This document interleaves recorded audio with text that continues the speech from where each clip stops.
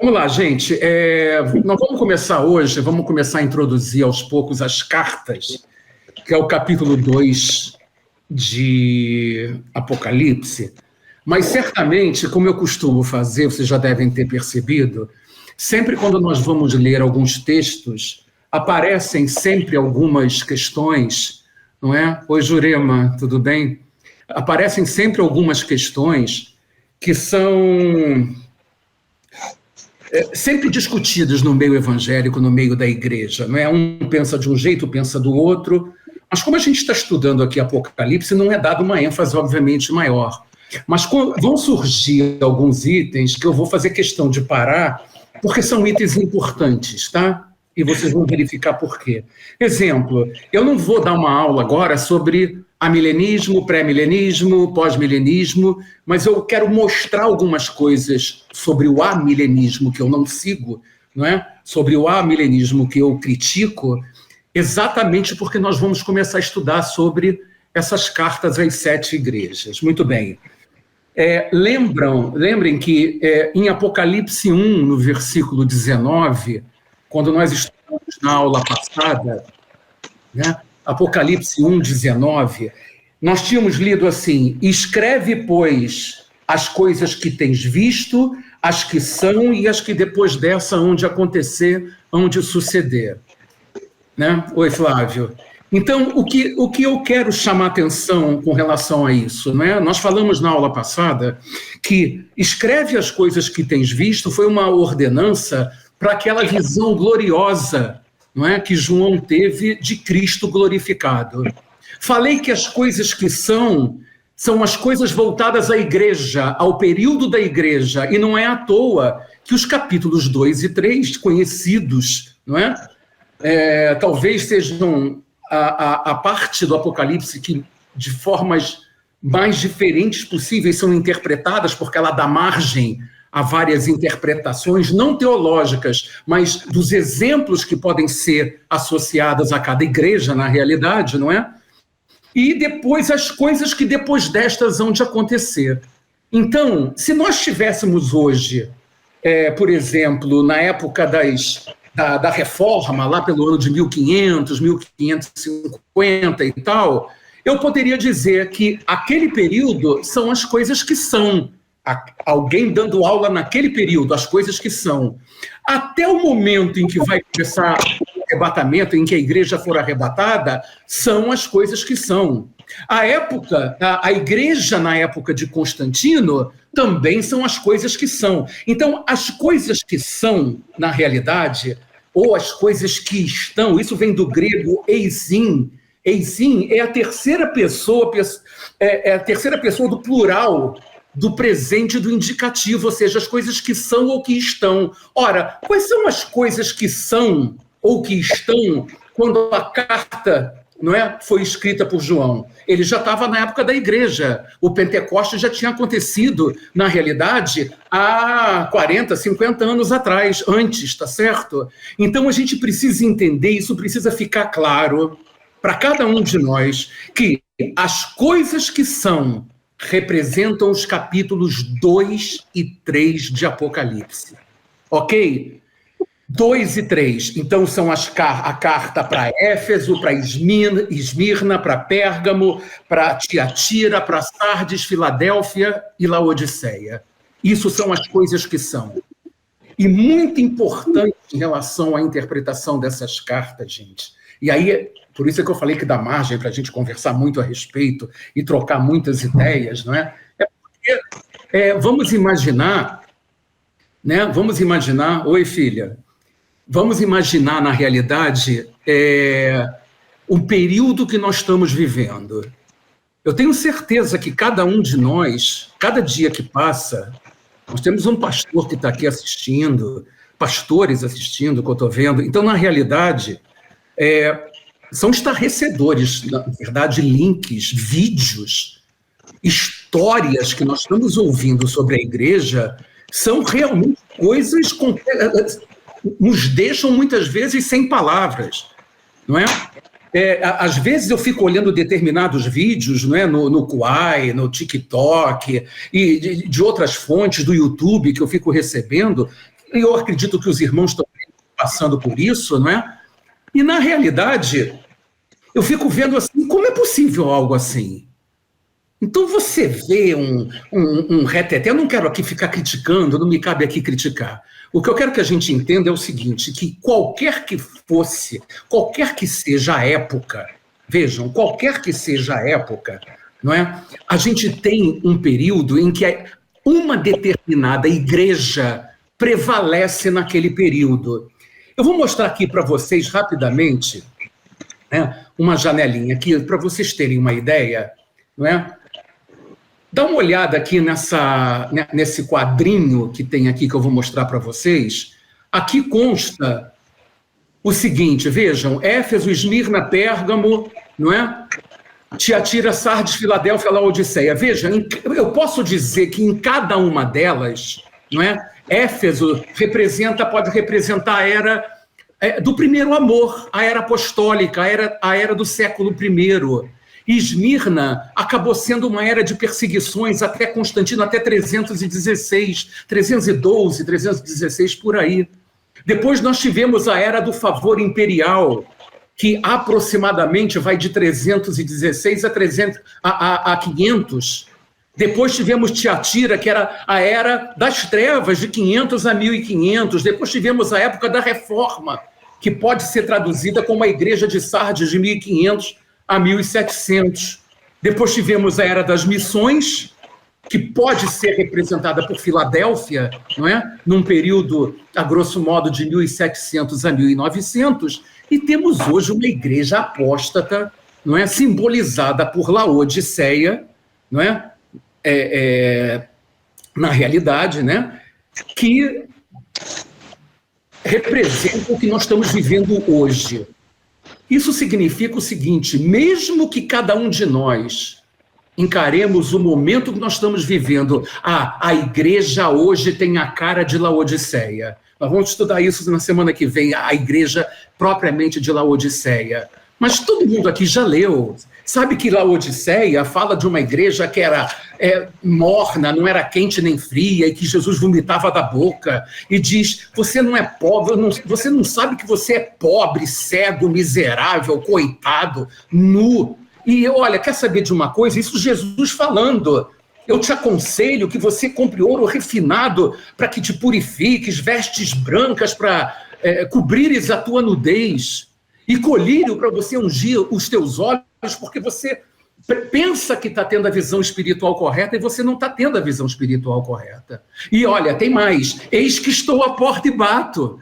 Ora, sem dúvida nós estamos vivendo Laodiceia. Alguém tem dúvida? Eis que estou à porta e bato. Se alguém ouvir e abrir a porta, eu vou entrar e vou cear com ele. É isso que está escrito em Laodiceia. Então, a questão é, para nós hoje, mesmo que a gente esteja vivendo Laodiceia, existem Esmirnas, existem Filadélfias.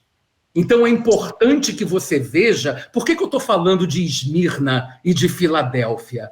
Porque as outras 5 igrejas, Éfeso, Pérgamo, Tiatira, Sardes, Laodiceia, houve, na verdade, Jesus chamou a atenção de uma série de problemas que estavam acontecendo nessas igrejas e exortou o anjo da igreja ao arrependimento. E as 2 únicas igrejas onde ele somente ressaltou virtudes foram as igrejas de Esmirna e de Filadélfia. Então, o que a gente precisa é orar para que sejam levantadas Esmirnas e Filadélfias numa época que claramente a gente vê que é Laodiceia.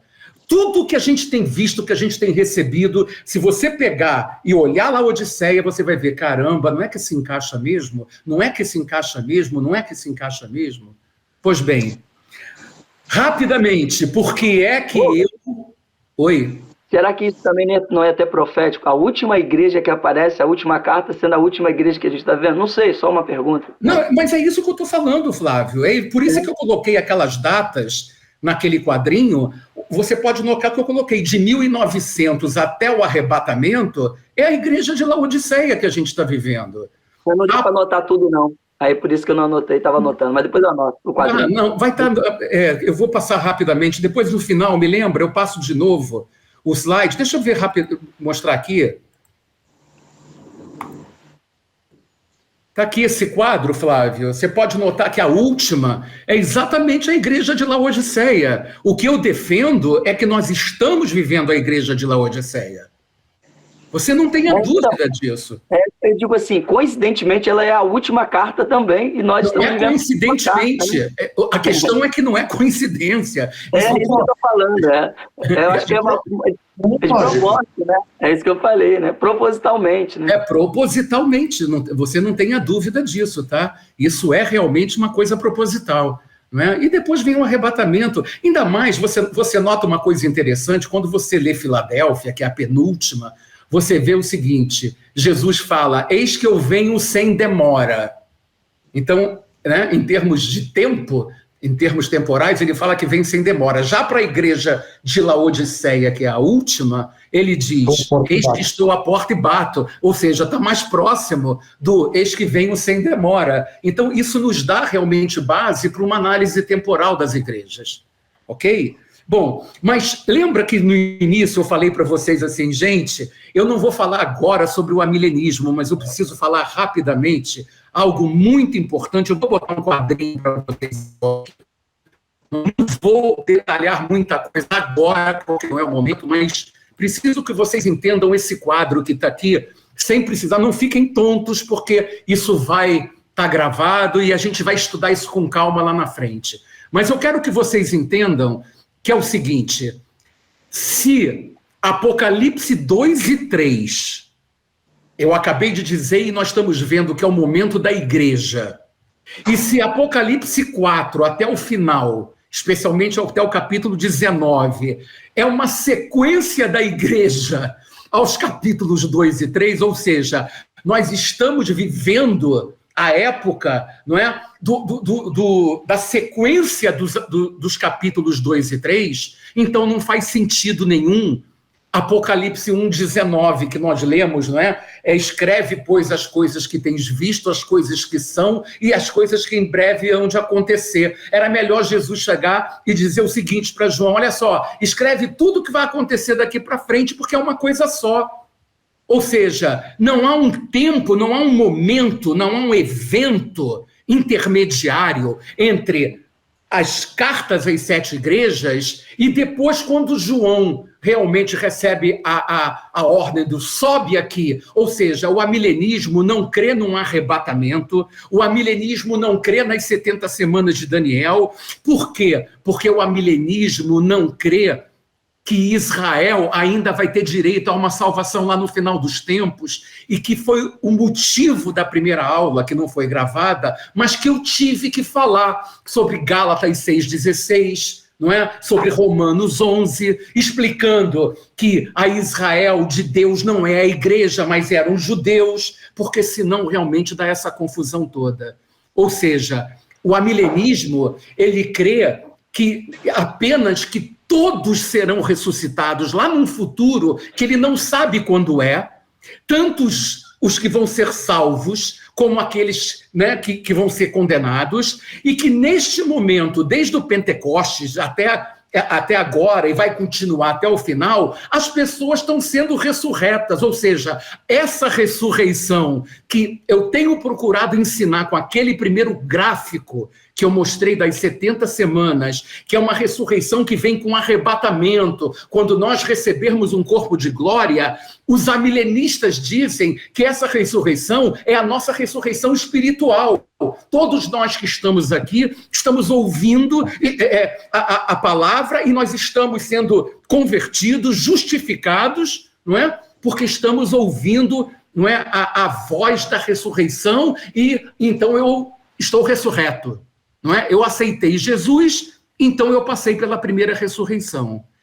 Ou seja, é uma ressurreição espiritual e uma ressurreição física, num momento em que eles dizem que esses 1000 anos podem ser 500 anos, 1 milhão de anos, não interessa, tá certo? Por isso é que o reino de Cristo, eles defendem, está em nós.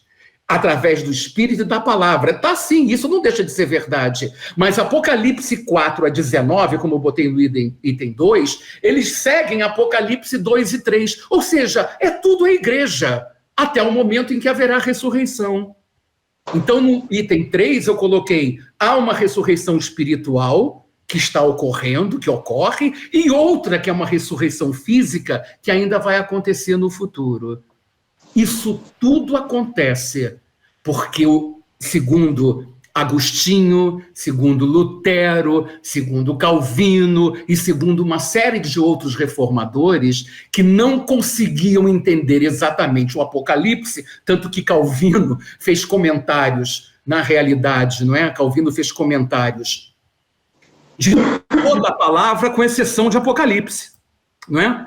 Vocês devem saber disso. Ele não fez comentários de Apocalipse, porque ele não queria, ele ficava com medo realmente de escrever algo que não tinha sido revelado a ele, não é? Então, já que os judeus passaram todas as promessas que foram dadas por Deus aos judeus, no momento em que os judeus rejeitaram o Messias, então eles disseram, bom, já que vocês não querem, então passa tudo para a igreja e não tem absolutamente nada, não é, com relação à salvação futura dos judeus. É como se eles pegassem Romanos 9, 10 e 11, rasgassem e dissessem, isso aqui não pode fazer parte da Bíblia, tá? Mas isso foi só uma parte, esse foi um adendo para mostrar por que é que o amilenismo não se encaixa de forma alguma em nenhum esquema de escatologia, ok, pessoal? Muito bem. Para continuar, eu vou botar um quadrinho aqui para vocês também, um outro quadro interessante, que é esse quadro aqui. O amilenista, a escatologia é zero, né? Gente, olha só, as cartas... Alguém quer falar? As cartas, elas trazem uma característica, algumas características similares, algumas coisas paralelas que precisam ser estudadas. Vejam só. De um modo geral, olha o que eu escrevi ali, depois, quem quiser pode copiar. Primeiro, é o Espírito de Cristo que profere as palavras de cada carta, ok? Segundo, é dada uma ordem para escrever ao anjo de cada igreja local, não é isso? Ao anjo da igreja em Laodiceia, escreve. Ao anjo da igreja em Tiatira, escreve. Depois tem algo importantíssimo que eu até deixei grifado ali, que é um título diferente para a apresentação do Senhor. A gente vai ver por quê. Depois existe um recado direto ao anjo de cada igreja. E a gente vai ver quem é o anjo. Depois a gente tem uma advertência. Advertências, na verdade, conselhos, não só ao anjo, como aos membros da igreja. Tem uma promessa aos vencedores. E depois nós conhecemos perfeitamente, talvez a frase mais conhecida dos capítulos 2 e 3, o versículo, que é o refrão, quem tem ouvidos, ouça o que o Espírito diz às igrejas, ok? Muito bem. Em primeiro lugar, eu quero dizer o seguinte, por que eu grifei aquele item? Por que Jesus, ele se apresenta como aquele que tem na mão direita as 7 estrelas e anda no meio dos 7 candeeiros? Para outra igreja ele diz, isso diz o primeiro e o último, que foi morto e reviveu. Para Sardes ele diz, isso diz aquele que tem os 7 espíritos, não é? De Deus e as 7 estrelas. Assim diz o Amém, a testemunha fiel e verdadeira. Isso diz o Filho de Deus, que tem os olhos como chama de fogo e os pés reluzentes. Não era melhor ele ter se apresentado assim? Pessoal, vocês sabem que eu sou Jesus. Então é o seguinte, o anjo, anota aí o que eu vou dizer para você. Por que ele foi obrigado? Né? Você, quando escreve uma carta para alguém, na época que a gente escrevia cartas, né, a gente diz assim, né, imagina eu escrevendo uma carta para o Flávio. Né? Aí eu digo assim, Flávio, assim diz o seu amigo que trabalhou com você na Baia, seu irmão em Cristo, tarari, tarará, tarará, torcedor do Flamengo e não sei o quê. Quem está falando aqui é o Rubens. Por que eu preciso colocar certas características para me apresentar para cada uma das pessoas? Por um único motivo, gente. Lá em Mateus 1, 21, está escrito assim: ele dará à luz um filho e lhe porás o nome de Jesus, porque ele salvará o seu povo dos seus pecados. O que isso significa? Para completar, tem um texto lá também em Apocalipse 3, a gente vai ver depois, que diz que ao vencedor, falo-ei coluna no santuário do meu Deus, e daí jamais sairá. Gravarei também sobre ele o nome do meu Deus, o nome da cidade do meu Deus, a Nova Jerusalém, que desce do céu, vinda da parte do meu Deus e o meu novo nome. Então Jesus tem um novo nome. Mas por quê? Então, se ele tem um novo nome, se você bater no céu agora, não é? E falar assim, pode me chamar Jesus, eu creio que as pessoas não vão saber quem é Jesus. Eu estou exagerando, estou criando uma figura. Por quê? Porque o nome dele hoje não é mais Jesus. Por que o nome dele não é mais Jesus? Porque o nome dele, quando esteve aqui na Terra, é Yeshua. Lembra que eu acabei de ler em Mateus 1, 21? Porque ele dará à luz um filho e lhe porás o nome de Yeshua, Jesus, porque ele salvará o seu povo dos seus pecados. Ele já salvou. O ministério dele já está cumprido. Ele hoje já pagou na cruz tudo aquilo que ele precisava para salvar o homem. Está cumprido o ministério dele de salvação. Então, o nome dele, como também nós vamos ter um nome que tem a ver com os nossos atributos em Cristo. Os atributos de Jesus hoje no céu não são os atributos daquele que morreu na cruz do Calvário, mas são os atributos daquele que é o nosso sumo sacerdote, Rei dos Reis e que está reinando por toda a eternidade. Qual é esse nome? Ninguém sabe. Mas não é mais o Salvador. O Salvador era um nome que tinha a ver com os atributos dele aqui na terra, e esses atributos já foram cumpridos. Então, como isso não podia ser revelado, ele se revela com os atributos dele. Assim diz o Amém, a testemunha fiel e verdadeira, assim diz o Filho de Deus, assim diz isso, assim diz aquele que tem as 7 estrelas, assim diz aquele que é o primeiro e o último. Todo mundo sabe de quem ele está falando. Mas ele não se apresenta hoje como Jesus Cristo. Todos entenderam?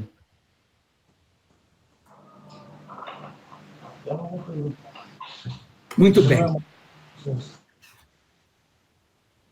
Ô Rubens, essa palavra que ele fala, ele salvará o seu povo dos seus pecados, ela também não tem uma amplitude, assim, até para dizer que os judeus, né, que na sua grande maioria, que é o povo de Deus, não foi salvo, vai ser salvo dos seus pecados? Ainda, no período da grande tribulação. Mas ele salvou. Mas veja só, mesmo que lá no futuro, e eu já falei disso, né, os judeus vão ser salvos, eles só vão ser salvos porque houve a cruz. Se não houvesse a cruz, eles não seriam salvos no futuro. Não, então, eu estou dizendo, isso não, até uma coisa assim, eles serão salvos. Sim, o povo diz respeito ao povo judeu especialmente, não tenha dúvida. Aqui ele está falando disso. No meio dos evangelhos, você encontra textos que diz, eu vou salvar um povo que não era chamado de povo. Mas são os gentios. Mas aqui no início, salvará o seu povo. Isso tem a ver exatamente com o povo de Israel. Inicialmente tem a ver com o povo de Israel. Que aconteceu naquele tempo dele, e assim, eu fico pensando que vai acontecer no futuro.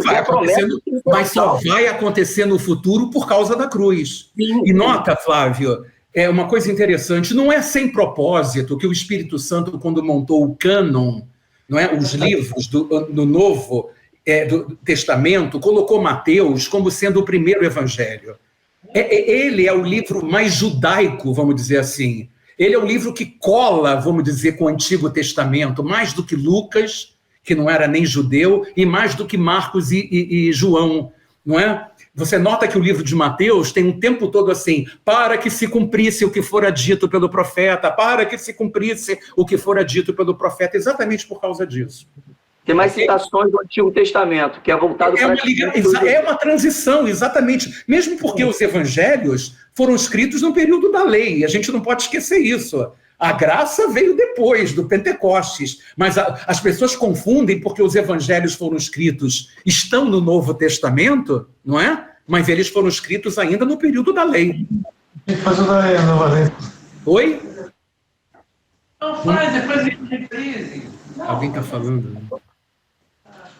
Vamos lá, gente. Vamos começar com Éfeso. Né? Em Éfeso diz assim... a gente pode dar uma leitura. O anjo da igreja em Éfeso escreve: isso diz aquele que tem na mão direita as 7 estrelas, que anda no meio dos 7 candeeiros de ouro, não é? Conheço tuas obras, teu trabalho, tua perseverança, que não pode suportar os maus, e que puseste à prova os que se dizem apóstolos e não são, e os achaste mentirosos. Tens perseverança e por causa do meu nome sofreste e não desfaleceste. Tenho, porém, contra ti que deixaste o teu primeiro amor. Lembra-te de onde caíste e arrepende-te, e pratica as primeiras obras. Se não te arrependeres, brevemente virei a ti e removerei do teu lugar o teu candeeiro. Se não se arrependeres. Tens, porém, a teu favor que odeias as obras dos nicolaítas, as quais eu também odeio. Quem tem ouvidos, ouça o que o Espírito diz às igrejas. Ao que vencer, dar-lhe-ei de comer da árvore da vida que está no paraíso de Deus. Gente, eu quero falar algumas coisas muito importantes aqui. Em primeiro lugar, ao anjo. Eu já fiquei balançando muito entre um anjo, porque essa palavra ângelo vem de ágelos, que é anjo, ou seja, a tradução do grego, do original, ângelos, é mensageiro, é enviado. Então, na verdade, eu só queria fazer uma pergunta, não é? Nós sabemos que os anjos são poderes que estão associados às igrejas, na verdade. Agora, a pergunta que eu faço para nós meditarmos, será que Deus precisava que João escrevesse a um anjo? Para ver que não tem lógica alguma, não é verdade?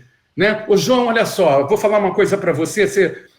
Amanhã, às 15h, você se reúne com Gabriel e diz para ele o seguinte, estou dando exemplo, tá, gente, por favor. O Gabriel, né, que é o Gabriel. Gabriel, é o seguinte, ó, Deus mandou te dizer que você é o anjo lá de Éfeso e que está acontecendo isso lá na tua igreja, e se você não se arrepender, você largou o primeiro amor e não sei o que lá, e você está dando vazão para os nicolaítas. Vou falar uma coisa para você. O anjo, não pode ser, gente. Então, aqui, né, aqui o anjo certamente é um mensageiro, o anjo aqui é um embaixador para ser portador de uma verdade. Pode ser o presbítero, pode ser o bispo, pode ser... Sei lá quem pode ser, mas na verdade é uma pessoa, não é? Ele chega para o anjo e diz, arrepende-te. Já pensou chegar para um anjo, não é? Que é um ser criado perfeito por Deus, e falar, ô Dias aí, ou você aí, ô Serafim, se arrepende aí. Então, eu acho que isso não faz sentido algum. Então, esse anjo aqui, para mim, é o líder, é a pessoa encarregada que recebeu uma unção, né? Flávio, tu és o anjo da tua igreja, não é? Você é aquele que precisa pegar o texto de Éfeso e ver o seguinte, será que eu estou me encaixando aqui nas virtudes e nos problemas? Será que você vai se encaixar com alguma coisa, né? E Deus está te falando, porque, gente, é impressionante como 90% das mensagens que eu ouvi na minha vida, 90 é pouco, mais de 90%. Foi orquídea, né? Orquídea. A comida. 95% das mensagens. Tem algum microfone aberto, Miguel? Acho que acho que é você, Miguel. Vê se você vê aí para mim que está... 95% das igrejas, né, pregam o que está nos evangelhos, o que Jesus falou nos evangelhos. É raro você ver uma mensagem do que Jesus falou às 7 igrejas. Isso começou de uns tempos para cá. Antigamente não se falava do que o Jesus glorificado falava para cada uma das igrejas. Ok? Então, é muito importante que, né, se eu sou um líder de uma igreja... né? Eu ia pegar cada um desses textos que está aqui das 7 igrejas e vou tentar encaixar, peraí, isso aqui não tem a ver comigo, e isso aqui tem. Como que isso aqui tem? Sabe o que está acontecendo? Vocês precisam ver que, tirando a igreja de Esmirna e de Filadélfia, Todas as outras igrejas tinham pessoas santificadas e tinham pessoas que não eram. Tinha joio e tinha trigo. Isso não é surpresa para cada um de nós. Então aqui ele está elogiando o joio, o trigo, mas ele está chamando a atenção. Olha só, o joio. Se você não mudar de comportamento, algo sério vai acontecer com você. E aí, eu quero aproveitar essa deixa que está aqui, tem uma palavra muito forte, que diz o seguinte: estas coisas... Verso 2, conheço as tuas obras, tanto o teu trabalho como a tua perseverança, e que não podes suportar homens maus, que provavelmente eram os nicolaítas, tá? E que puseste à prova os que a si mesmos se declaram apóstolos e não são. Então eu quero falar uma coisa para vocês sobre apóstolos, que está dando uma danada. Falo direto para você, Thelma, tá? Eu quero dizer uma coisa muito clara para vocês. Em primeiro lugar, muita gente diz que os únicos apóstolos que existiram na história da igreja foram os 12 apóstolos. Eu quero dizer para vocês que isso é mentira. Isso não é verdade. E eu digo isso biblicamente falando. Em primeiro lugar, a palavra apóstolos, em grego, significa uma pessoa delegada para determinada função especial de Deus. Isso é um apóstolo. Alguém que foi enviado com ordens específicas, tá? Eu quero dizer isso bem claro. A função principal do apóstolo é fundamentar questões doutrinárias em consonância com os ensinamentos de Deus, tá? O que eu quero dizer para você? E criar igrejas em outras localidades. Por que eu estou falando isso tudo? Primeiro, é evidente que você, para ser apóstolo, você tem que ter um testemunho do Senhor. Ou seja, não é você que vai se chamar de apóstolo, e esse é o grande erro. Não é? Nota que o que está escrito aqui, que para a carta em Éfeso, ele diz, eu pus à prova os que a si mesmos se chamam apóstolos e não o são.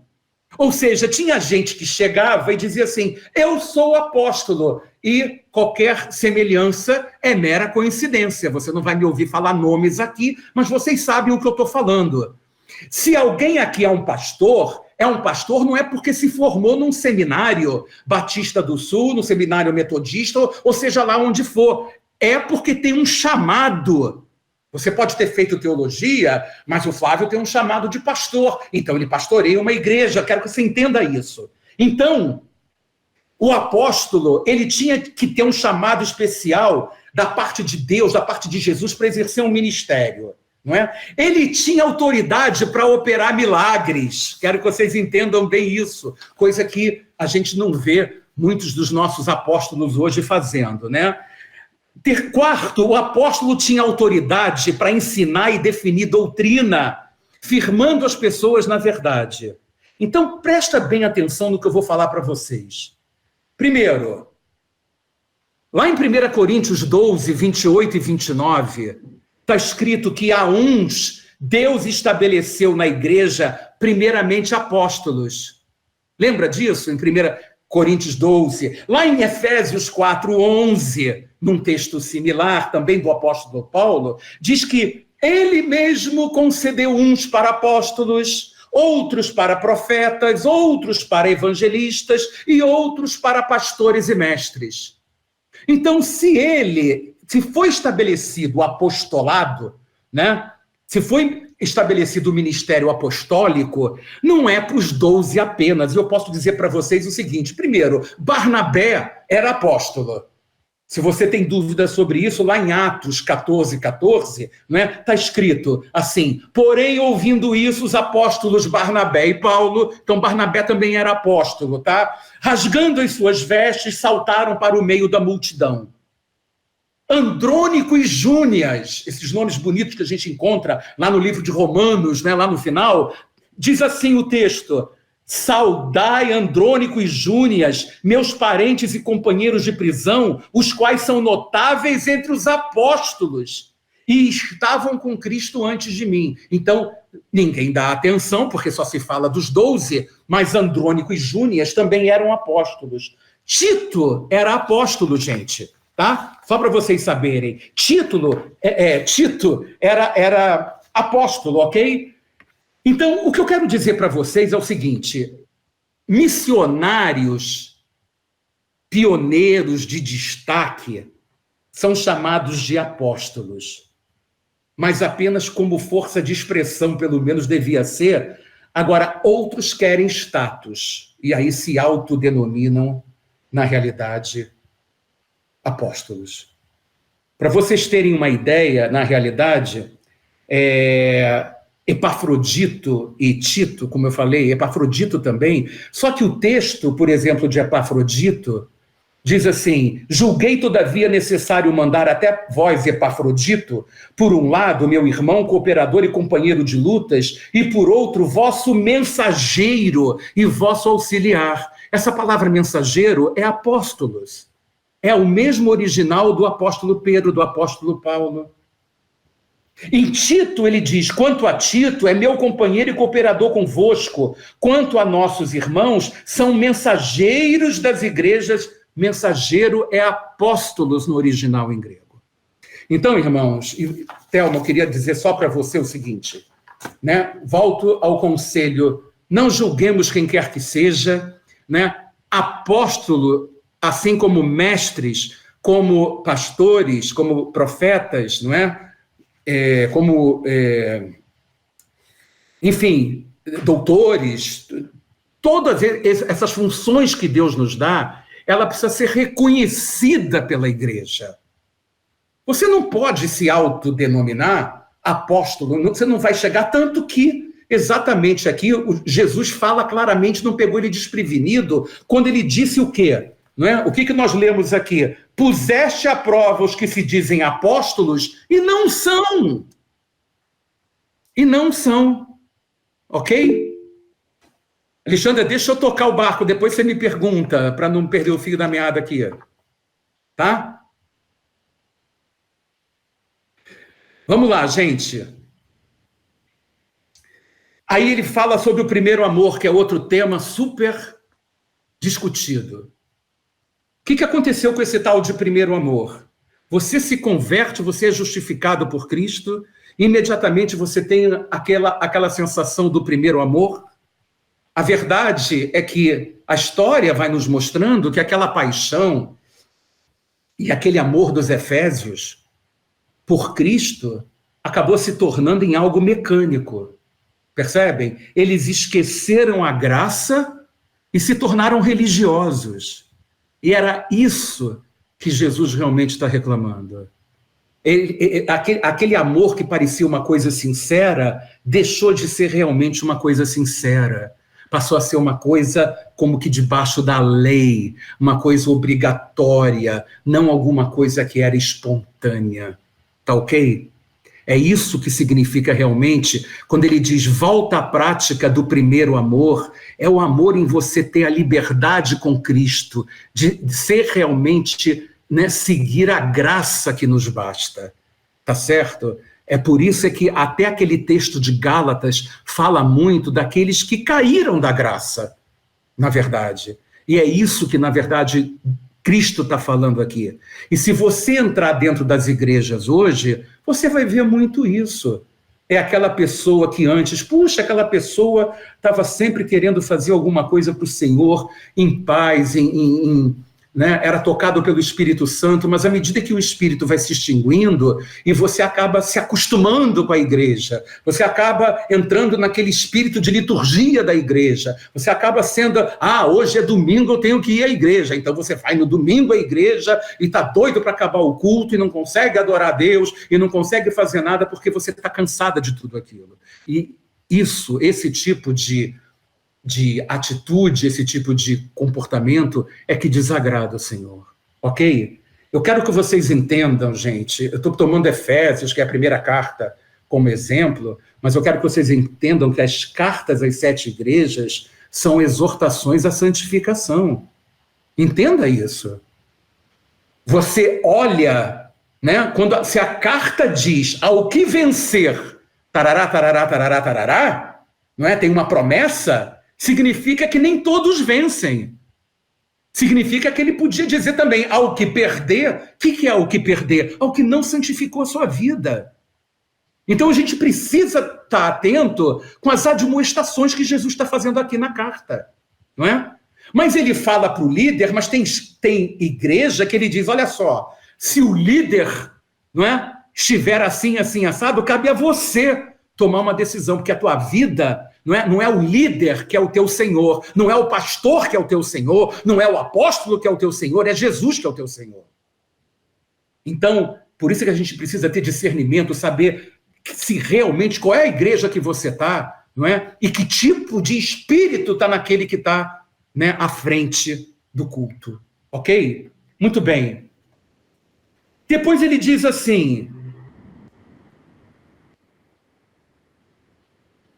tens contudo... ele fala, né? Isso é muito importante. Lembra-te, pois, de onde caíste, arrepende-te, volta à prática das primeiras obras, e se não venho a ti e moverei do seu lugar o teu candeeiro, caso não te arrependas. Eu preciso falar outra coisa muito importante aqui, não é? Que tem a ver com a nossa vida espiritual. E eu vou aproveitar essa deixa aqui da igreja de Éfeso, no texto que fala sobre arrepende-te. Tá? Se vocês puderem, né, sem fechar Apocalipse, abram a palavra em Hebreus, um pouquinho atrás, no capítulo 6. Hebreus, no capítulo 6.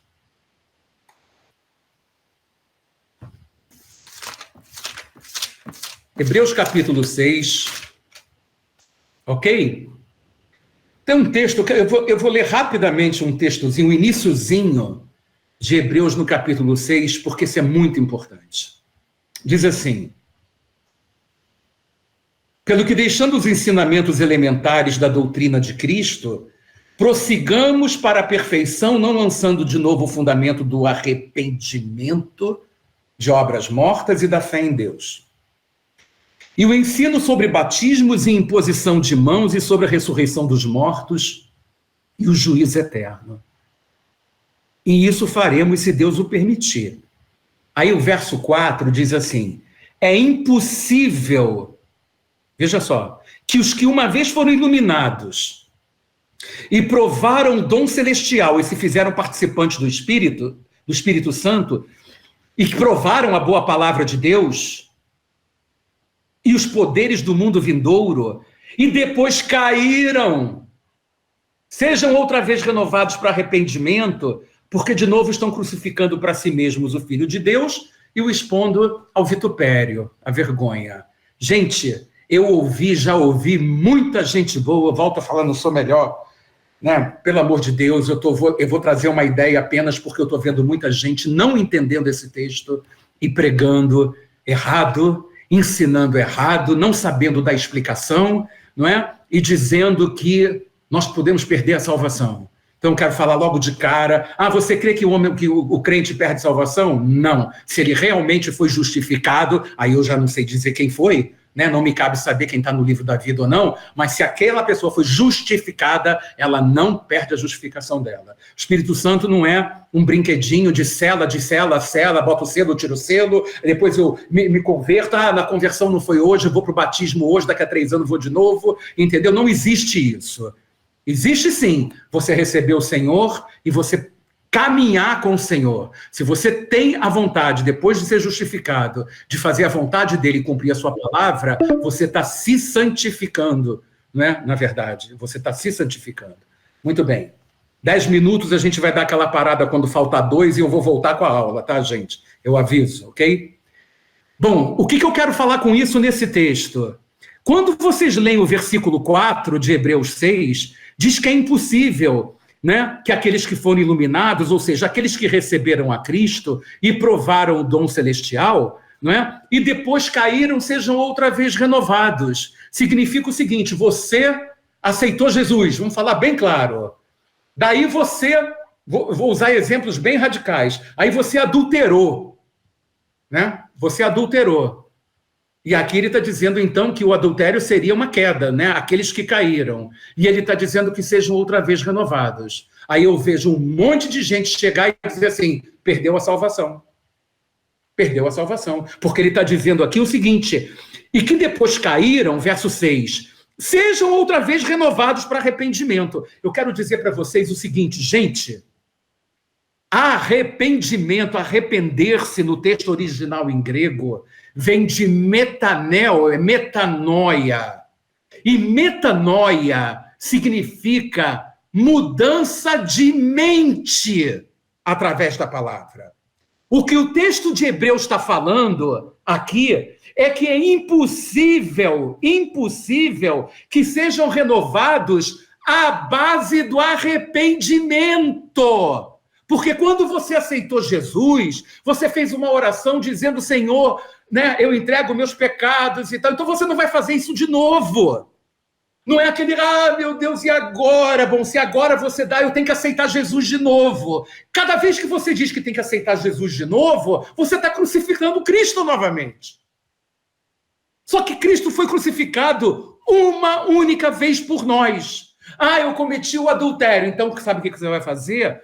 Você não entendeu ainda, porque se você foi justificado e cometeu alguma coisa, um pecado, involuntariamente por causa da tua fraqueza, então você vai botar, até ouvi outro dia alguém falando, vai ligar 00, telefone 00 são os dois joelhos no chão, né? Ele vai ligar o 00 e vai falar, Deus, me ajuda, Deus, Espírito Santo, eu quero te pedir perdão, não é? Me ajuda nessa caminhada, porque eu não estou conseguindo, eu reconheço que eu errei e você vai continuar caminhando, você não vai voltar novamente ao arrependimento dizendo eu tenho que aceitar Jesus porque a minha conversão, na verdade, é isso que infelizmente muitos religiosos fazem. Tá vendo? Então, né? Você vai rezar 10 Pai Nosso, 30 Ave Maria, depois, né? Estou falando dos católicos, mas a verdade é isso que acontece, né? É tipo, você pecou, então você confessa e, né, vai ter que aceitar Jesus de novo. E aí estão crucificando. Cada vez que você comete um pecado, você crava Jesus na cruz. Cada vez que você comete um pecado, você crava. E só existe uma forma, gente, só existe uma única maneira de nós alcançarmos, de nós nos santificarmos, é através da mudança da mente. A Bíblia não fala para nós levarmos os nossos pensamentos cativos a Cristo. A Bíblia não fala que nós temos a mente de Cristo. É claro que você está num corpo, nesse tabernáculo aqui, que é chegado a um pecado, não é? Que gosta do pecado. Então, na realidade, quanto mais você crescer no Espírito, e você só pode fazer isso pela fé, pela adoração, não é? Pela oração, pela palavra. Você só vai conseguir mudar a sua mente pela palavra. Isso significa metanoia. Então, quando as cartas aqui falam, arrependam-se, é o seguinte, eu já entreguei minha vida na mão de Jesus, mas você vai, veja só, a tua caminhada até a vida eterna, ela sai da central, para quem mora no Rio, sai da central, né? Não sei como é que é o nome lá em São Paulo, nem em Israel, mas aqui, né? Quem conhece a central do Brasil, ali é a justificação. E para chegar até Japeri, que é a vida eterna, você tem que caminhar não sei quantos quilômetros de trilho de linha férrea, não é? Aqueles que foram justificados e foram direto para Japeri é o ladrão na cruz, é o meu pai, minha mãe, que nos últimos momentos aceitaram Jesus e eu creio que foram salvos. Mas nós que estamos aqui temos uma vida de santificação. A Bíblia fala, seguir a santificação, a paz e a santificação, senão ninguém verá o Senhor. Há uma caminhada a ser feita. Não é verdade? Então, se você não colocar isso no teu coração, eu já aceitei Jesus e não estou nem aí, tá? Já aceitei, é o que está escrito, aquele que crer e for batizado será salvo, quem não crer está condenado. Mas ser batizado significa mudança de atitude, mudança de comportamento. Se você entrar numa do que tem, só umazinha, e só outrazinha, e só não sei mais o que, é sinal de que você não recebeu, não absorveu o poder da justificação do sangue no teu espírito. Percebem? Então, eu quero deixar bem claro aqui que esse texto de Hebreus 6, quando ele fala que lembra-te, pois, de onde caíste e arrepende-te.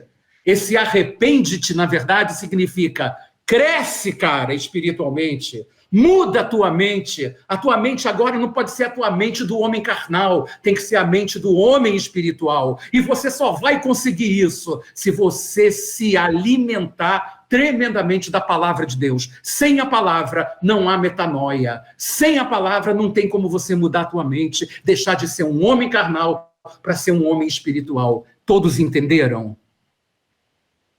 Tá claro isso? Alexandra, pergunta que você ia perguntar. Então, mediante todas essas suas explanações aí, né? E eu louvo ao Senhor Jesus porque tudo que você falou hoje era tudo que eu estava assim, né? No meu coração, impressionante, né? E aí quando você fala lá dos 5 ministérios, né? Que é o que eu já pratico há muitos anos, eu só gostaria naquele momento de ter falado isso, tipo assim, que como é importante isso, porque nós hoje precisamos entender qual é o nosso ministério, né? O que nós somos, para que nós fomos chamados, né? E aí, na verdade, eu só gostaria que você, tipo assim, nos orientasse a quem ainda não sabe ou ainda não identificou o seu chamado, como que a gente consegue isso, né? Porque eu sei que tem gente que ainda não conseguiu entender qual é o seu chamado, o que você é, até pelo poder, né? Porque esse poder, ele começa a habitar em nós a partir do momento que nós aceitamos a Cristo e que realmente fazemos a metanoia. Sem a metanoia, é impossível para que esse poder venha habitar dentro de nós, né? Da nossa mente. E era só isso. Para a gente terminar a primeira carta, né, diz assim, no verso 6... tens, contudo, a teu favor que odeias as obras dos nicolaítas. Muita gente, se sabe muito pouco, com certeza, desses tais nicolaítas, né? Em Pérgamo também aparece. Mas, segundo eu pude pesquisar, era uma seita, não é? Que era acusada de manter o erro de Balaão. Balaão nós conhecemos muito bem, a gente precisa estudar números, né? Dos capítulos 22 a 26, para entender realmente quem era esse careta chamado Balaão, né? E esses nicolaítas eram pedras de tropeço dentro da igreja, porque eles forçavam também, proibiam as pessoas, na realidade, forçavam as pessoas a comer coisas sacrificadas aos ídolos, não é? Assim como cometer fornicação acabava sendo uma coisa normal dentro da igreja. E isso, obviamente, que era condenado pelo Espírito de Deus, não é? Bom, Irineu, que era um dos pais da igreja, ele escreve, eu fiz uma pesquisa, né, que ele diz que Nicolau, que é da onde vieram os nicolaítas, não é? Ele diz que esse Nicolau, ele se tornou diácono, está lá em Atos 6, no capítulo 5, ele era um falso cristão, não é? E ele diz que esse camarada mais tarde apostatou, realmente, mas como ele era muito conhecido, ele foi capaz de guiar, imagina aquele cara que você sabe que é famoso, e você acaba seguindo o caminho dele, né, e acaba se perdendo na realidade. E leva o povo aonde? A imoralidade sexual, e leva o povo à crueldade, né, à maldade. Exatamente o que fazia Balaão, tá? Então, Jesus diz que ele odeia, não é, os nicolaítas. E no final, o último versículo dessa carta à igreja de Éfeso, ele diz aqui, quem tem ouvidos, ouça o que o Espírito diz às igrejas. Ao vencedor, dar-lhe-ei que se alimente da árvore da vida, que se encontra no paraíso de Deus. Que se encontra no paraíso de Deus. Então, gente, veja, essa história aqui é uma história que começa, olha, lá em Apocalipse 22, lá no final, tem um versículo que diz, então me mostrou o rio da água da vida, brilhante como cristal, que sai do trono de Deus e do Cordeiro. No meio da sua praça, de uma e de outra margem do rio, está a árvore da vida que produz 12 frutos, dando o seu fruto de mês em mês, e as folhas da árvore são para a cura dos povos. Mas isso no último livro da Bíblia, que é o que nós estamos estudando. Lá no primeiro, em Gênesis 3:24, por causa do pecado, creio que todos conhecem a história, diz assim: e expulso o homem, colocou Deus então querubins ao oriente do jardim do Éden com uma espada flamejante para guardar o caminho da árvore da vida. Então, na verdade, gente, isso mostra claramente o seguinte, que sem Cristo não seria possível de forma alguma, né? Não seria possível de forma alguma, não é? Eu fico imaginando Adão, Eva, depois que caíram, depois que pecaram e que foram expulsos, o desejo que deve ter colocado, a angústia que eles não devem ter passado, eu estou dando asas à minha imaginação, né? Para voltar para aquele ambiente que eles tinham no paraíso. Mas não foi possível. E se eles tentassem, né, Deus tinha dado uma ordem de botar anjo, querubins com espadas flamejantes ali na porta, e deu uma ordem: aqui ninguém passa, enquanto Cristo não vier. Então, enquanto não houve o advento de Cristo, ninguém poderia tomar posse da árvore da vida. Antes poderia, né? Ele fez a árvore da vida, que estava no meio do jardim, assim como fez a árvore do bem e do mal também. Mas depois que eles desobedeceram, só depois de Cristo é que eles poderiam voltar. E isso vale para cada um de nós também. Acho que vocês entenderam profeticamente o que eu estou falando aqui, ok? Continuamos a carta para a igreja em Esmirna, né? É uma carta tremenda, diz assim: ao anjo da igreja em Esmirna, escreve, isso diz o primeiro e o último. Lembra da aula passada, gente? O Aleph e o Tav, o Alfa e o Ômega, né? O primeiro e o último, que foi morto e reviveu. Conheço tua tribulação e tua pobreza, mas tu és rico. E a blasfêmia dos que se dizem judeus e não o são, mas são sinagoga de Satanás. Olha que palavra dura aqui. Não temas as coisas que estás para sofrer. Escutem, o diabo está para lançar algum de vós na prisão para que sejais provados, e tereis uma tribulação de 10 dias. Sê fiel até a morte, e dar-te-ei a coroa da vida. Quem tem ouvidos, ouça o que o Espírito diz às igrejas. O que vencer, de modo algum sofrerá o dano da segunda morte. Olha só, gente. Em primeiro lugar, a gente tinha visto os falsos apóstolos, não é? Lá na carta para Éfeso. Aqui a gente está falando de judeus que eram, na verdade, judeus fisicamente falando, não é? Eram israelitas, mas espiritualmente eles agiam exatamente como os gentios. Quer dizer, o que eles faziam? Eles gostavam, na verdade, de se aliar a outros gentios para mandar matar os cristãos, não é? Enquanto tentavam acabar com a fé cristã. Então é o seguinte, eu era aquele judeusaço que não queria a fé cristã de jeito nenhum, eu me unia aos cristãos e perseguia, na verdade, não só os gentios que se convertiam, como os judeus que também estavam se convertendo. Não é? Isso é exatamente o que ele está chamando aqui, não é? De sinagoga de Satanás. Ou seja, o que era sinagoga? Olha que palavra dura para os judeus, sinagoga de Satanás. O judaísmo, na verdade, daquela época, acabou se tornando uma ferramenta nas mãos de Satanás e como adoração para o imperador lá da época. Os imperadores naquela época eram chamados Pontifex Maximus, né? Era o grande imperador, na realidade. Era isso que eles eram chamados, não é? Então, por isso é que acabou realmente acontecendo problemas seríssimos entre os judeus que não se converteram, não é? E que acabaram seguindo o Talmud naquela época, não é? Isso não vem ao caso aqui agora, e aqueles que realmente acabaram tendo o espírito cristão dentro deles, né? Judeus que acabaram se convertendo a Cristo, ok? E ele diz aqui o seguinte: não temas as coisas que tens de sofrer, eis que o diabo está para lançar alguns de vós para serem postos à prova, e tereis tribulação de 10 dias.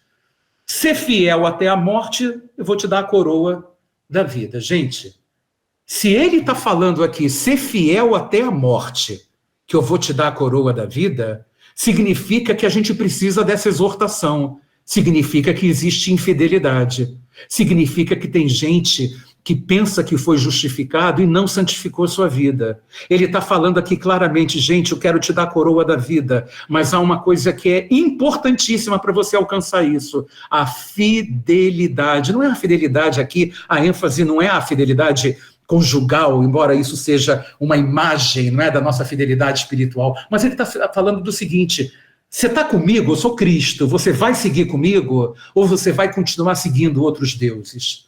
Como tantas vezes Israel fez no âmbito do Antigo Testamento. Não é verdade?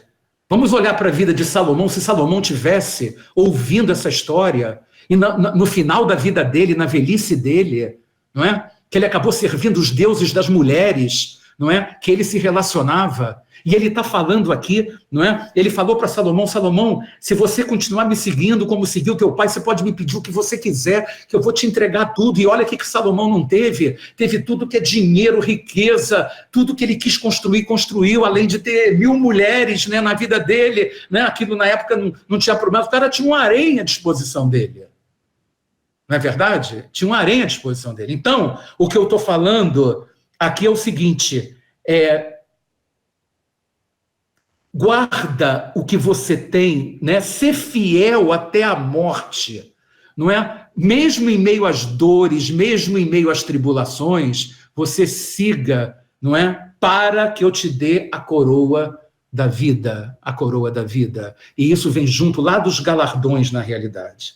Uma coisa que me chama muito a atenção, e eu sempre falei isso quando eu ministrava sobre essa igreja, é que uma tribulação de 10 dias. Eu creio que isso tudo é uma imagem, na realidade, que quando você está preso, né? Ele diz aqui, você vai ter uma tribulação de 10 dias, mas vocês se lembram da história que quando Jesus ressuscitou, 40 dias depois, não é? 40 dias depois, ele foi assunto aos céus. E 50 dias depois, houve o Pentecoste. Então, entre a subida de Jesus aos céus e a descida do Espírito Santo, foram 10 dias. E eu posso dizer que são 10 dias de tribulação, porque foram 10 dias em que nenhuma pessoa da divindade estava presente na terra. Ora, se a gente começa a associar que a tribulação, a grande tribulação, nós sabemos que vai ser um momento em que o Espírito Santo não vai estar mais na terra. O Pai e o Filho, na verdade, estão no céu. E isso aqui vai se tornar, não é? A arena de Satanás, não é verdade? Para quem ficar, eu creio que a tribulação de 10 dias, que houve uma prefiguração de 10 dias de tribulação, não é? Houve uma prefiguração da grande tribulação que vai haver entre a subida de Jesus e a descida do Espírito Santo. Não havia Deus na terra. Vocês entenderam? Todos entenderam o que eu falei? Entre 40 dias que ele subiu e 50 dias que o Espírito desceu, quem é Deus na terra? Ninguém. A terra ficou vazia de Deus. Ok? Muito bem. E no final, no verso 11, ele está dizendo aqui, o vencedor de modo nenhum sofrerá o dano da segunda morte. Quem vai me responder rápido? O que é o dano da segunda morte? Inferno, né? Lago de fogo. Lago de fogo. Vai receber um sanduíche depois da aula, Flávio.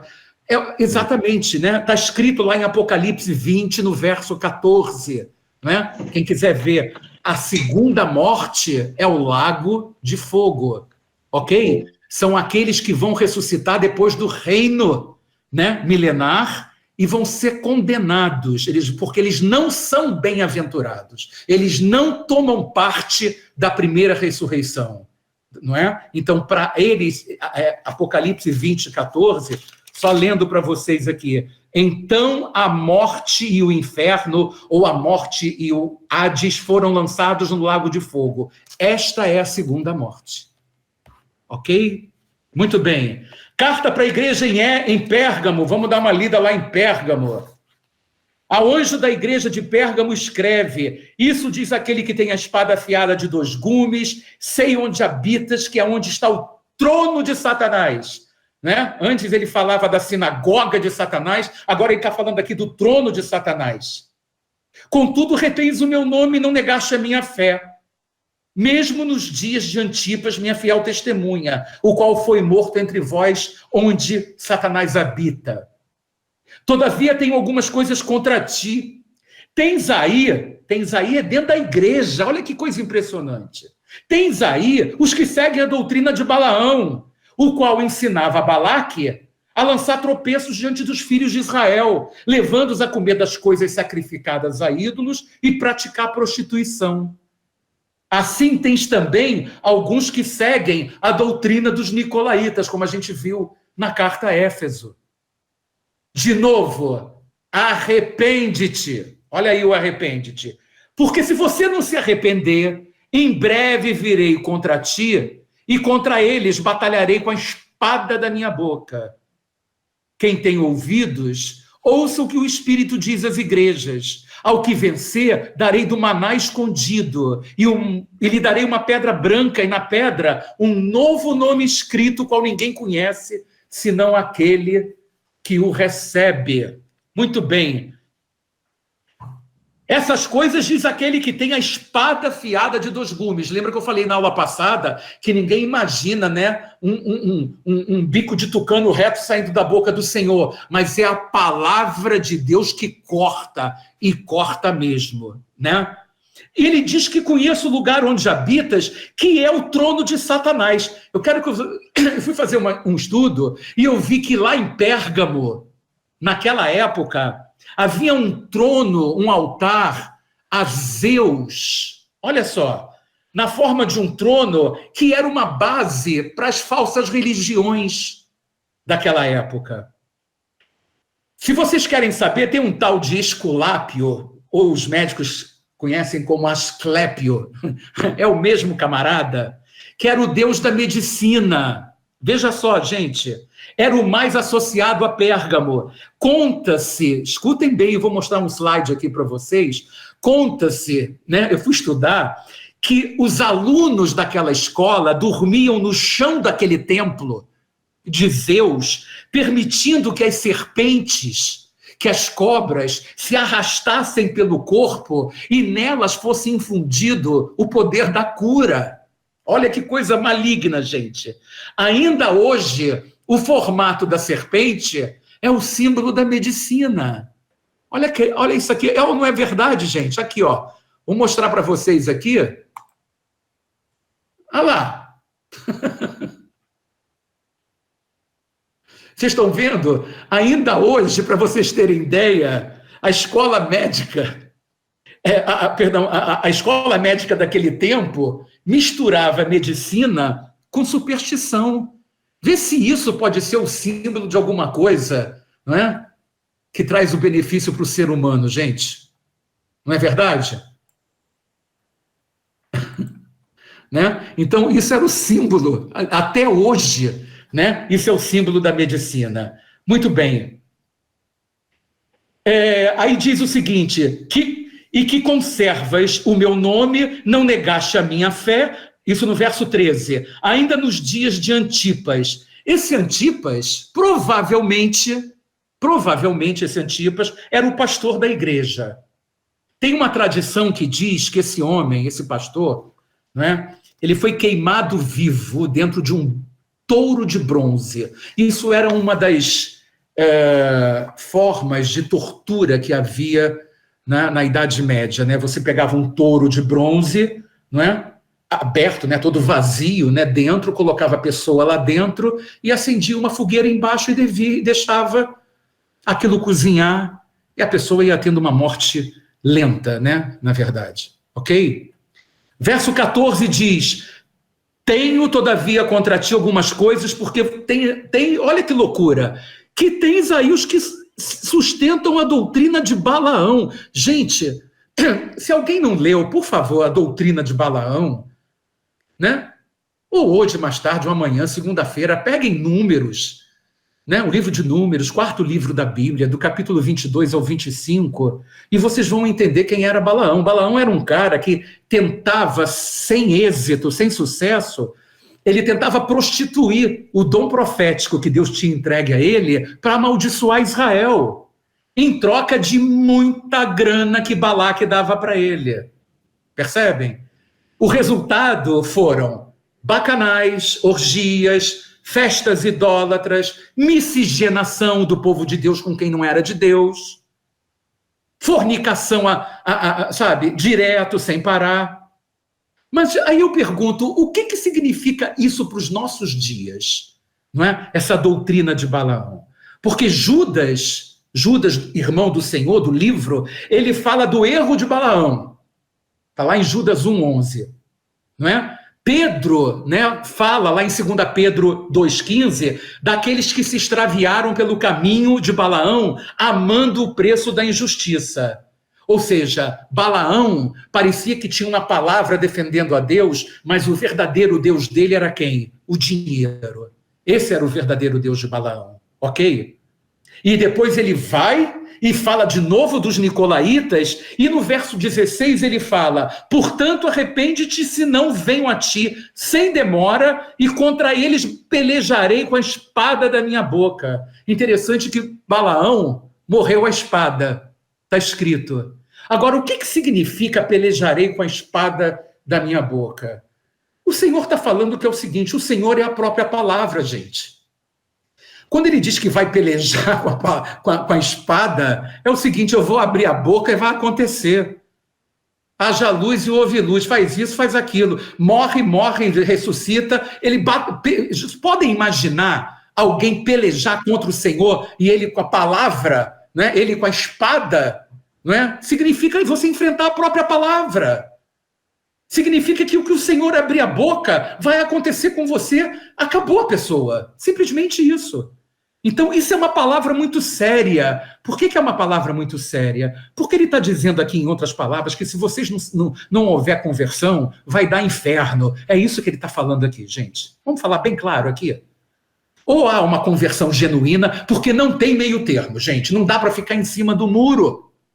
Ou nós fomos justificados e santificamos nossa vida até o final, ou então não tem condição. Né? Não tem, é sim, sim, não, não. E o que passa disso, a gente sabe de quem vem do maligno. Ok? Depois, no final, a promessa, ele diz que quem tem ouvidos, ouça o que o Espírito diz às igrejas, ao vencedor vai receber do maná escondido. Claro, antes do Antigo Testamento, estava guardado o maná dentro da arca. Não tinha sido revelado porque estava dentro da arca. Agora eu pergunto para vocês, quem é o maná escondido? Quem é o pão da vida?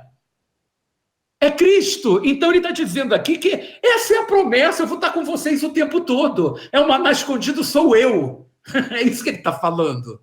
Ok? E depois ele termina e diz, aos vencedores, né, eu vou dar um nome novo e uma pedra, uma pedrinha, onde vai estar escrito o teu nome. Por que tem essa pedrinha? Porque os vencedores, nos esportes de antigamente, recebiam, na verdade, uma pedrinha branca. Né? E aqui ele está falando que essa pedra branca é onde vai estar o novo nome. Ok? Quem levantou a mão foi Davi? Não foi, não. Tá bom. Então tá bom. Vamos lá, foi a gente continua a última carta e termina. Tomara que dê tempo, senão eu continuo. Vamos lá. Tiatira, a última de hoje. Não é? O que ele diz para Tiatira, que é, acho que a maior dos textos das cartas, diz: ao anjo da igreja em Tiatira, escreve: isso diz o Filho de Deus, que tem os olhos como chama de fogo e os pés semelhantes a latão reluzente. Conheço tuas obras e o teu amor e o teu serviço, a tua fé, tua perseverança, e sei que as tuas últimas obras são mais numerosas do que as primeiras. Mas tenho contra ti que toleras Jezabel, mulher que se diz profetiza. Com o seu ensino, ela engana os meus servos, seduzindo-os a se prostituírem e a comerem das coisas sacrificadas aos ídolos. Dei-lhe tempo para que se arrependesse da sua imoralidade, mas ela não quer se arrepender. Portanto, lançá-la-ei num leito de dores, bem como em grande tribulação, os que com ela adulteram, caso não se arrependam das obras que ela incita. Ferirei de morte a seus filhos, então todas as igrejas saberão que eu sou aquele que esquadrinha rins e corações, e darei a cada um de vós segundo vossas obras. Digo-vos, porém, a vós, os demais que estão em Tiatira, a todos quantos não têm essa doutrina e não conheceram, como dizem, as profundezas de Satanás. Antes era a sinagoga, depois era... Né, como é que é? Esqueci agora. Trono de Satanás. Agora é profundeza de Satanás. Né? Agora, que outra carga não porei sobre vós? O que tendes, retende-o até que eu venha. Ao que vencer e guardar até o fim as minhas obras, eu lhe darei autoridade sobre as nações. E com vara de ferro as regerá, quebrando-as, como são quebrados os vasos de oleiro, assim como também recebi a autoridade de meu Pai. Também lhe darei a estrela da manhã. Quem tem ouvidos, ouça o que o Espírito diz às igrejas. Para a gente resumir esse capítulo aqui de Tiatira, gente, eu quero o verso 20. Ele diz que tem uma tal de profetisa, uma tal de Jezabel lá dentro, tá? Provavelmente, não posso afirmar, provavelmente era o apelido, ou poderia ser até mesmo o nome de alguém que agia lá dentro daquela igreja com o mesmo espírito que Jezabel, mulher de Acabe, agia no tempo do Antigo Testamento. E que levou o povo de Israel a quê? Aonde? A idolatria, a imoralidade sexual e a comer coisas sacrificadas aos ídolos também, ok? Depois, Jesus diz aqui que deu tempo para ela se converter, mas ela gostou. Ela não estava a fim de se arrepender de coisíssima nenhuma. Aí ele diz o seguinte, vou colocar, verso 22, vou prostrar você numa cama, bem como em grande tribulação, vejam só, os que com ela adulteram. Em outras palavras, como tudo que acontecia com Jezabel, a verdadeira, acontecia naquelas camas luxuosas, vocês podem imaginar, né? Onde rolava o que rolava mesmo, né? E ela não quis se arrepender. O fim dessa aqui também vai ser numa cama, mas vai ser numa cama no inferno. Lá ela vai poder mentir para sempre, que é o que ela fazia na igreja de Tiatira. Ok? É isso que ele está falando aqui, né? E ele diz, verso 23, matarei os seus filhos e todas as igrejas conhecerão que eu sou aquele que sonda mentes e corações. Ou seja, eu sei muito bem o que está no teu coração, Zé Adélcio. Eu sei o que está no teu coração, Davi. Eu sei o que está no teu coração, Flávio. Eu sei o que está, ele sabe o que está no meu coração. A verdade é o seguinte, né? Ele diz aqui que conheceram, como eles dizem, as profundezas de Satanás. Agora, vamos passar para o nosso tempo, sem entrar muito em política, mas, por favor, gente, é o que vemos hoje com ideologia de gênero, isso é profundeza de Satanás. Com pedofilia, isso é profundeza de Satanás. Ou seja, fruto dos ensinamentos comunistas, agnósticos, daqueles que odeiam a Deus, daqueles que odeiam e querem perseguir a igreja. Isso são as profundezas de Satanás, não é? Que está cheio de dragões lá em Brasília, cheio de serpentes espirituais em Brasília e a igreja orando. Isso são as profundezas de Satanás. São esses bichos espirituais malditos que foram trazidos para a capital desse país para destruir essa nação em troca de sangue, em troca de sacrifícios de crianças. Essas são as profundezas de Satanás. Ou seja, gente, segundo as quais as pessoas são livres para se envolver e explorar tudo que diz respeito a Satanás e participar do mal com o corpo, sem prejudicar o espírito. É isso, né, na verdade, que significa profundezas de Satanás. É você ver como eu tenho mandado para alguns vídeo americano com crianças com chifres fazendo adoração, apologia ao diabo, a Satanás. É o fim dos tempos que a gente está vivendo, gente. Ok? Muito bem. E no verso 28, o mais importante aqui, diz, assim como também eu recebi de meu pai, dar-lhe-ei ainda a estrela da manhã. Então, da mesma forma que eu falei sobre o maná escondido, eu também vou te dar a estrela da manhã. Quem é a estrela da manhã? É Cristo. Apocalipse 22:16, quem quiser pode ler. Cristo, ele diz, eu sou a estrela da manhã. Amém, irmãos? Então, eu creio que a gente estudou mais um pouquinho hoje, né? Aprendemos mais um pouquinho, sabe? Perguntem. Não deixa para me perguntar em 1 hora antes da aula, Thelma, porque senão eu não almoço, entendeu? Perguntem à vontade, sabe? Vocês sabem que eu tenho maior responsabilidade, prazer e compromisso de, dentro das minhas possibilidades, do meu conhecimento, poder ajudar. O importante é que a gente possa ter saído hoje aqui com um pouco mais de conhecimento, sabe? Isso é que é importante, que vocês leiam as cartas novamente, né? O capítulo 2, estudem, perguntem, e podem ler o 3, porque semana que vem a gente vai para o restante das cartas às 7 igrejas, tá bom? Rubens, posso te falar uma coisinha rápida? Pode, lógico. Você falou muito de fidelidade, Sim. certo?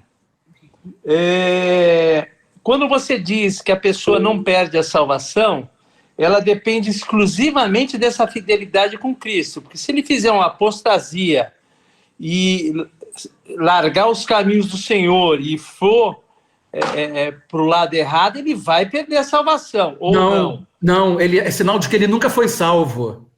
Esse é o problema. Então, mas mesmo assim ele vai para o inferno. Vai, é sinal de que ele não foi salvo. A verdade... Ok, não, eu estou respeitando a sua posição. Eu estou falando que eu já meditei, veja só, eu dou margem para todo mundo pensar, Zé Adelson, o que eu quero que você entenda é o seguinte, no momento que uma pessoa, ela foi envolvida, eu conheço gente que foi envolvida pela alma, no meio de um culto, levantou a mão e foi aceitar Jesus. Foi lá na frente, tarará, beleza. Aí você vai vendo a vida dela, ela não estudou mais, ela não buscou mais, ela não quis intimidade, ela não teve vontade nenhuma, porque isso é voluntário, ela não teve espírito voluntário de conhecer a vontade do Senhor para viver uma vida de acordo. Entende? Uma coisa é você cair porque você involuntariamente caiu. E você, por isso é que eu falei da metanoia. Outra coisa é quando você cai e não está nem aí. É sinal de que aquela justificação tua não foi genuína, ela foi falsa. Entendeu? Porque o verdadeiro... Foi convencido, mas não convertido. Exatamente. A santificação, ela trabalha junto com a justificação. Não são coisas independentes. A primeira parte do teu caminho à vida eterna é a justificação, mas ela continua na linha da santificação. Esse é o... Ok. Tá ok? Você pode ler quase... Não, tranquilo. Não, quase todas as cartas paulinas, em determinado texto, ele fala do seguinte, como está a tua vida a partir de agora? É que tem um caso muito icônico em São Paulo. Por exemplo, o maior centro espírita de São Paulo, ele é tocado hoje por uma ex-crente, uma ex-evangélica, né? Que é o Esperança, né? Resposta para você. Resposta bíblica. Não aceitou Jesus. Toda planta não plantada por meu Pai será arrancada. Ok. Pronto. Você vê que a Bíblia responde a tua pergunta. Toda planta não planta. E tem planta que não é plantada. Você não sabe quem é joio e quem é trigo. Saiu do nosso meio porque não era dos nossos. Glória a Deus. Não é isso? E a outra coisa... Eu estou satisfeito. E a outra coisa para confirmar, o touro que você falou de que realmente queimar as pessoas é verídico. Existe esse touro em Wall Street, em Nova York. Eu já vi. Já existe esse touro em Wall Street, em Nova York, a foto dele lá. Em frente à biblioteca. Diz a lenda que a pessoa que ultrapassar valores nas apostas, imobiliários e tudo, vai ser queimado. Quem levantou a mão, Alexandra, foi? Oi, foi. É porque que acontece? Eu demorei a voltar no seu segundo link. E aí eu perdi, não sei se você me respondeu a questão lá dos 5 ministérios ou não. Mas se não puder estender aqui, não tem problema, depois você fala. Não, Alexandra, veja só o que eu vou falar para você. Realmente eu não falei. o que eu quero dizer para você é o seguinte: ministério, para mim, é algo reconhecido por um corpo de homens ungidos e que diz, é reconhecido. Eu não acredito quando uma pessoa chega e diz assim, eu sou pastor, eu sou isso, eu sou aquilo, eu sou mestre, eu sou não sei o que lá. Não, eu sou apóstolo, não acredito nisso. Eu só acredito quando um corpo de pessoas que são homens de Deus reconhece, ou seja, há uma testificação do Espírito Santo naquela pessoa. Não, eu sei, mas aí é a testificação, eu concordo. Mas é uma testificação. Se você, preste atenção, se você está com dúvida sobre o ministério de Deus na tua vida, você vai botar o joelhinho no chão. Não estou com dúvida, não. Eu já sei, já. Então você conhece o caminho das pedras. Espírito Santo, fala comigo para que caminho eu seguir. E isso vai ser confirmado na tua vida. Você está entendendo? O grande problema da igreja hoje é um monte de gente que 95% são pastores. Eu conheço um pastor de uma igreja, que é amigo meu, e que ele nunca devia ser pastor. Por quê? Porque ele não é pastor. Por quê? Porque ele não pastoreia. Porque ele não visita uma ovelha sequer. Uhum. O que ele gosta? Ele gosta de ensinar. Então o ministério dele não é esse. Não me adianta colocar, vamos supor, sem qualquer a mim como apóstolo, porque eu não sou apóstolo, eu não sou profeta. Mas um dia eu estava numa igreja, um grupo de presbíteros, diáconos, né, tiveram inspiração do Espírito Santo e me ordenaram mestre na igreja. Aí, se eu for falar, você é pastor? Né? Pergunta quando você chega numa igreja assim, quando você vai pregar, você é pastor? Se não sou não. Se eu falar que sou mestre, né, aí vão dizer, esse cara é arrogante. Esse cara é metido a besta. Esse cara não sei o que lá. E eu digo, não falo para ninguém, pouca gente sabe. Então eu, não preciso, não estou buscando título. Eu não estou buscando nada disso. Eu não cobro absolutamente nada, não ganho dinheiro, graças a Deus. Entendeu? Eu só quero abençoar a obra do Senhor e cumprir o meu ministério. É tudo que eu faço. Se é isso que Deus está me dando, eu vou cumprir dessa forma. Não é? Agora, é o Espírito Santo que te confirma, Alexandra, não tem dúvida. Não, Rubens, eu sei exatamente sobre isso. Na verdade, eu só quis... Agora, mas eu se o meu realmente problema é saber qual... Não, olha, na verdade, quando eu quis fazer a pergunta, foi exatamente nesse sentido. Porque tem várias pessoas que eu percebo que não têm esse sentimento, não tem isso dentro de si, ainda não descobriu para si, não é para ninguém. Se eu também for falar que tem um chamado de mestre, vai ficar muita gente falando a mesma coisa para você, entendeu? A mesma coisa. Foi só no sentido mesmo da gente orientar as pessoas, porque as pessoas ouvem, mas não entendem, não sabem. Foi só mesmo nesse sentido mesmo. Olha, na verdade é o seguinte, a seara é grande, né? Uhum. Deus está precisando de trabalhadores na seara. Eu duvido que você se colocando, sabe, à disposição de Deus... Não é? Veja, tem um texto aqui em Romanos que diz assim: assim como em um só corpo temos muitos membros, mas nem todos os membros têm a mesma função. Assim nós que somos muitos, somos um só corpo em Cristo, mas individualmente somos membros um dos outros. Temos diferentes dons, segundo a graça que nos é dada. Se é profecia, seja ela segundo a medida da fé.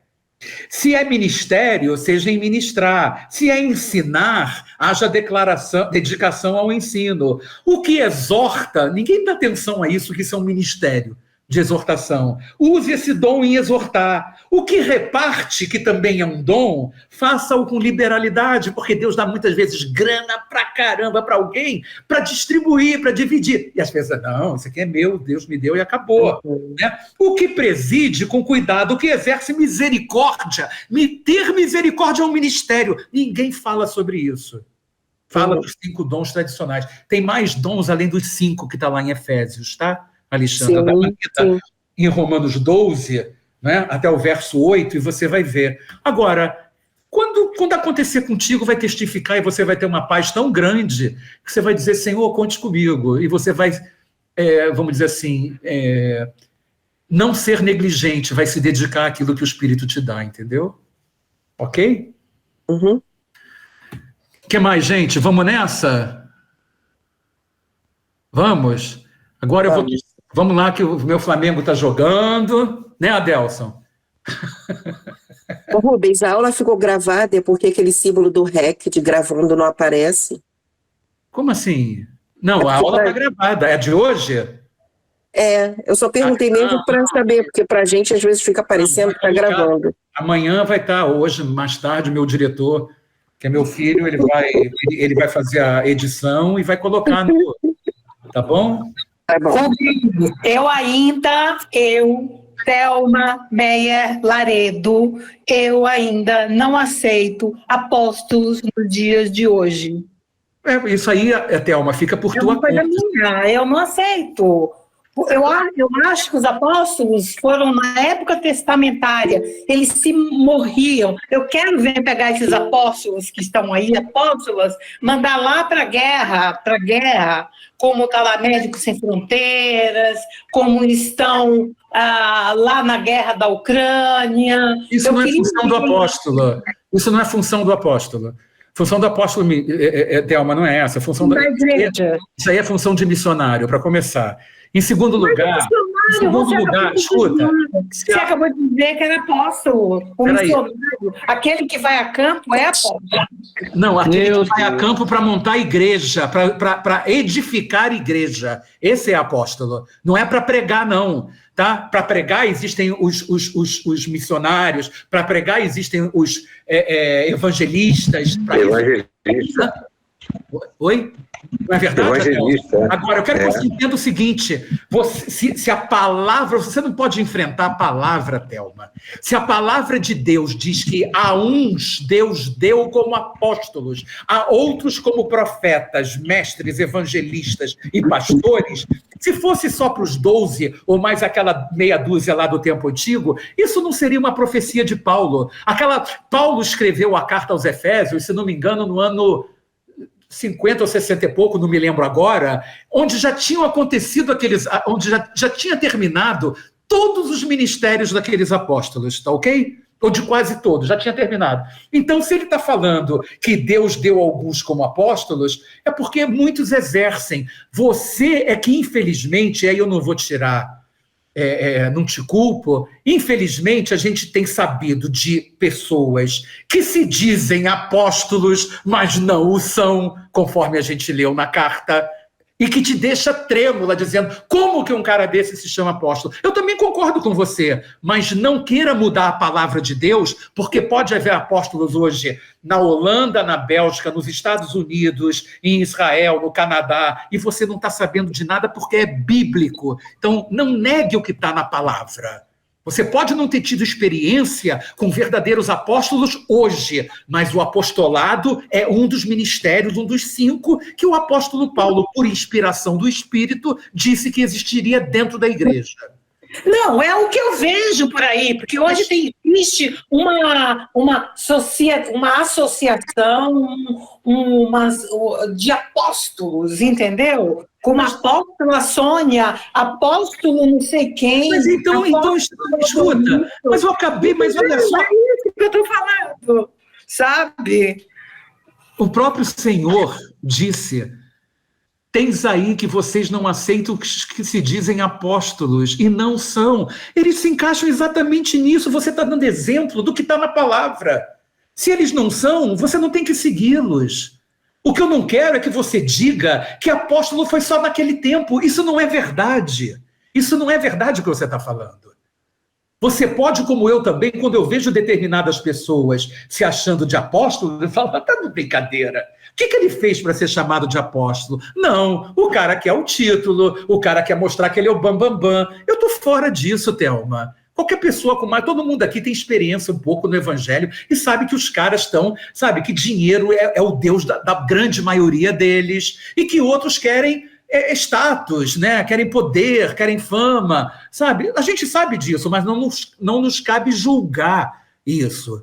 Agora, não transforme isso em dizer que só existe apóstolo naquela época. Isso não é verdade. Tem apóstolo hoje, sim. Você não conhece, mas tem. Entendeu? Gente, vamos... Tá bom, tchau.